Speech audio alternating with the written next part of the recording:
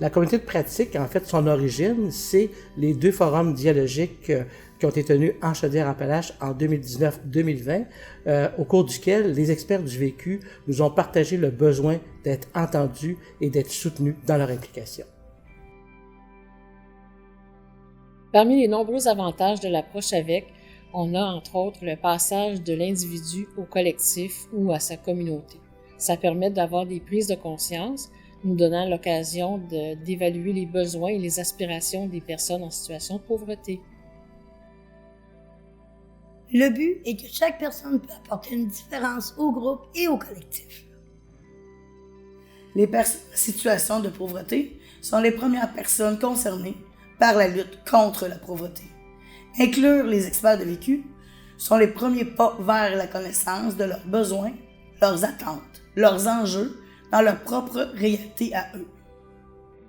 Les experts de vécu peuvent nous aider à comprendre et à trouver de nouvelles avenues qui n'ont pas encore été envisagées jusqu'à maintenant. On doit bien accueillir les gens pour changer la mentalité des personnes qui ont des préjugés. Le gouvernement exige notre présence de plus en plus. Au final, on vous fait sauver du temps. Pour trouver des solutions efficaces et durables, nous devons tous travailler ensemble dans la même direction, main dans la main, et nous y arriverons.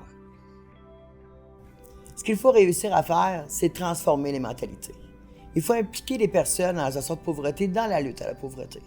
Il faut se servir de leur expérience, de leur expertise, de leur savoir-faire, de leur savoir-être. On fait partie de la solution.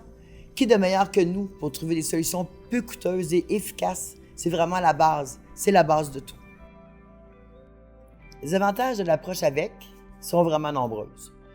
Ça brise l'isolement, ça redonne de la dignité aux personnes, la confiance en soi, la fierté. Il faut prendre connaissance de notre pouvoir, reprendre possession de notre pouvoir. On peut faire vraiment changer les choses. L'approche avec, c'est une façon de faire visant à inclure au maximum les personnes vivant en situation de pauvreté dans le processus d'une prise de décision pour une action visant l'amélioration de leurs conditions de vie. Quand on accueille un expert de vécu, on lui montre qu'il peut avoir confiance en nous et on a confiance en cette personne. On lui donne des tâches qu'il peut accomplir et qu'il peut nous montrer. Et il voit qu'il est bel et bien à sa place. Pour mieux favoriser l'implication des experts de vécu, il serait bien d'avoir un environnement sécuritaire, avoir accès à un transport ou à du covoiturage et avoir une compensation pour que les experts de vécu n'aient aucun frais. C'est important d'accueillir une personne en s'assurant qu'elle est à l'aise. En même temps, on peut lui expliquer le mode de fonctionnement du groupe et surtout, on l'invite à poser des questions. Le suivi entre les rencontres est important. Il faut s'assurer que la personne ait bien compris et en même temps, il faut s'assurer qu'elle a accès à un ordinateur. C'est important de fournir le bon matériel aux personnes, donc le PV, l'ordre du jour, le plan d'action et surtout la liste des acronymes. Un des éléments clés de la participation des experts de vécu, c'est la préparation. Et pour ce faire, le GRAP de Chaudière-Appalaches a fait l'acquisition d'un parc informatique qui permet aux experts de vécu de voir leur courriel, participer aux rencontres à distance et faire leurs recherches.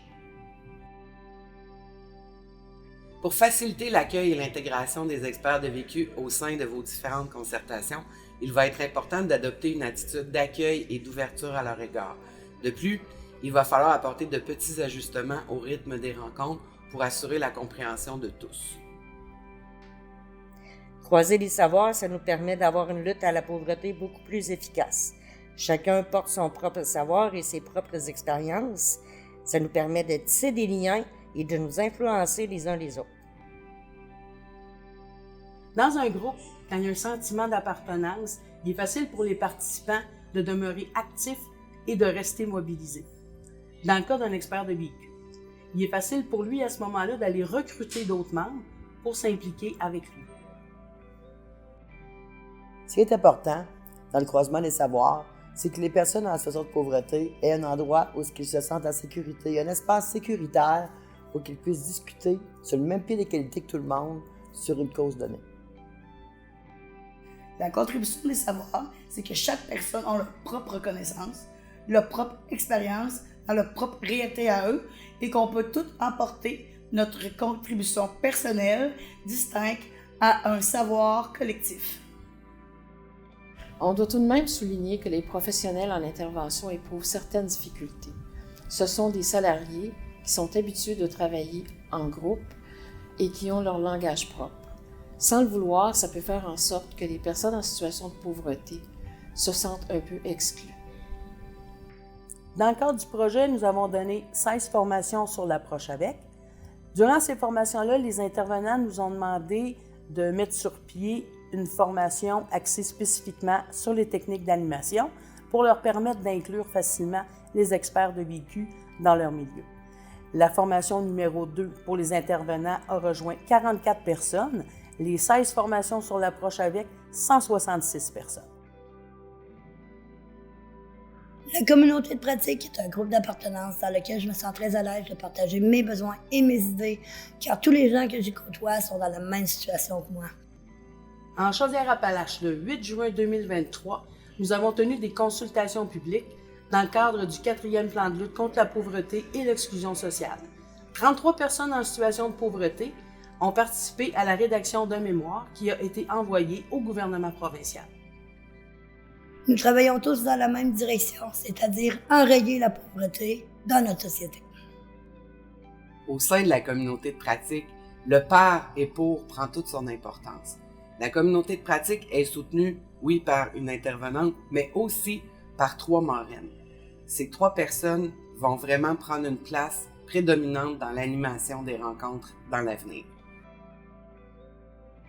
Le collectif de recherche participative sur la pauvreté en milieu rural s'est engagé dès la mise en place de la communauté de pratique des experts du vécu à soutenir celle-ci au-delà du projet Vaincre la pauvreté ensemble et avec.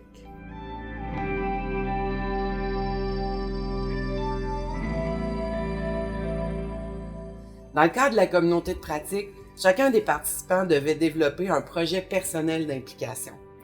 Nous avons désormais une cohorte de 15 personnes qui sont prêtes à rejoindre vos concertations.